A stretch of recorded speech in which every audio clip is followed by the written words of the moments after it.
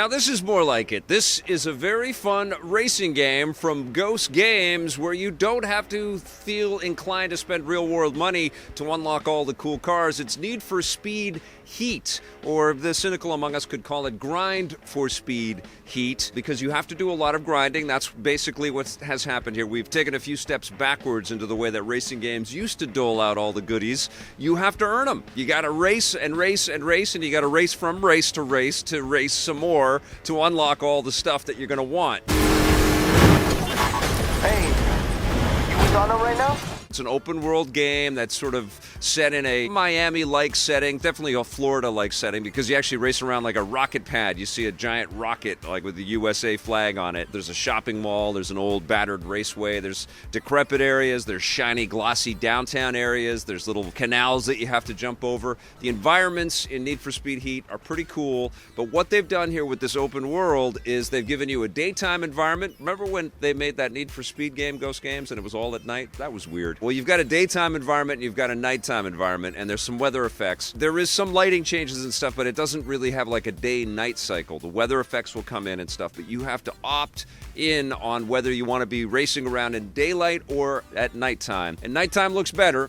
It's shinier, it's glossier, especially with the rain effects and all that, the slick roads and all that. It's beautiful. At nighttime, you're earning respect points, which opens up tiers of vehicles and goodies that you have access to. That's with the respect currency. And in the daytime, you're earning the dollars, the actual money that you have to spend to acquire the better vehicles and all that stuff. And this is a game that definitely tips its hat to the Need for Speed Underground era, as well as the Need for Speed Hot Pursuit era, because the Heat, as the name implies, is about the cops chasing you, which is actually really fun. And of course, as you get better at the game, the cops get a lot more aggressive. And there's little story bits and stuff in there where the cops are like really, they don't mind if they kill some of these race car drivers because they're a menace to society. Get up. Go tell your friends. And truthfully, although I don't condone the cops going overboard, racing around on the city streets would piss off cops. You know, and of course that's the disclaimer before you start a game like this. It makes for fun video games, and it's made for, a fun multi-billion-dollar racing movie franchise in the Fast and the Furious, which, the storylines in Need for Speed games ever since Fast and the Furious really erupted have always kind of paralleled in some ways. There's always this crew kind of thing, and everybody's too cool for school, and you can augment your racer. You can choose your racer and give them all kinds of different outfits and stuff and earn and spend money on all of that stuff if you want to. And there's little cutscenes, and there's lots of chatter on radios and stuff. But thankfully, it's not as in your face as Payback was, or as this series has been over the years. Sounds good. Need for Speed Heat is kind of interesting because it fits sort of in the middle between a Burnout experience and Forza Horizon experience, which I think has sort of overtaken, no pun intended, the Need for Speed arcade racer buffet. Horizon series is just overloaded with content, and it's a true, party and a celebration of all things fun with racing and the zaniness that an arcade experience can deliver. And Need for Speed has to kind of, stay on the line of being a rags to riches tale, and you start off with kind of little scrappy racers, and then you work your way up to the supercars. And it takes a long time to get to that because there are no shortcuts in this game. There are shortcuts in this game, but there's no shortcuts in earning the game. So that need component is a really vital element in the Need for Speed brand. You really need to get to that kind of real speed in the game, which is okay. It's just weird because we've had all of these different, coming off of a game like Forza where it just feels like it's a literal slot machine in that game. You are literally getting access to all kinds of goodies and, bonuses and benefits all the time, and cars are just like dropping out of the sky in Forza Horizon.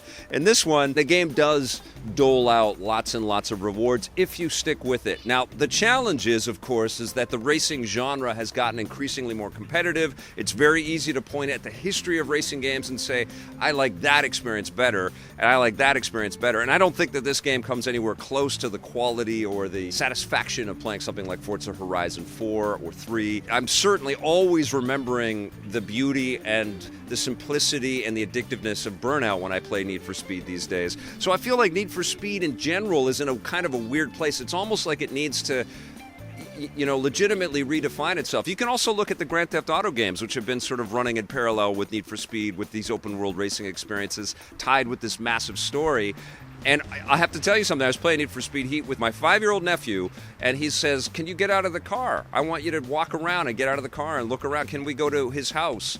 And you can't do that in Need for Speed, and it does feel like, with all of this chatter and all of this emphasis always on this franchise to kind of tell a story around this and give you this progression to the better stuff, it does feel like Need for Speed should be thinking more about sort of how it defines its story.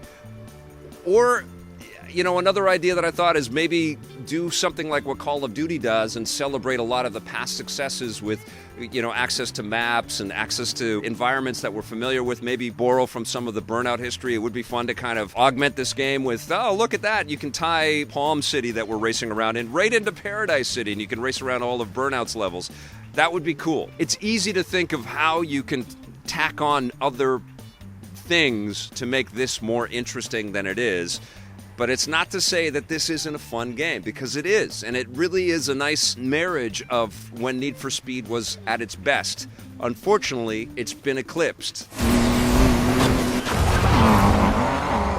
I still think Need for Speed Heat is a blast. I think the car models are beautiful, and the reflection mapping and the weather effects and all that stuff is gorgeous. That sense of speed is terrific. The soundtrack is killer. Lots of nice surprises in there. The chatter is kept to a minimum, and you can, of course, turn it right off if you'd prefer to do that. You can race online and offline and earn all kinds of great goodies in this game, and there is that addictive compulsion quality here. And it's tuned, it's refined, and it's fun, and it's accessible. It's just not the best racing experience that you can get these days. And that's unfortunate, and maybe one day, and Ghost Games has had a few kicks at this, but this feels like a great new starting point for this next era of Need for Speed. We're just about to go into the new machines. It's a valuable, powerful brand, and I think it's up to EA and Ghost Games or whoever sort of takes the reins on Need for Speed to kind of reinvent it for this next generation of consoles. But I dig it. Need for Speed Heat is definitely a lot of fun. It's getting a 7.5 out of 10.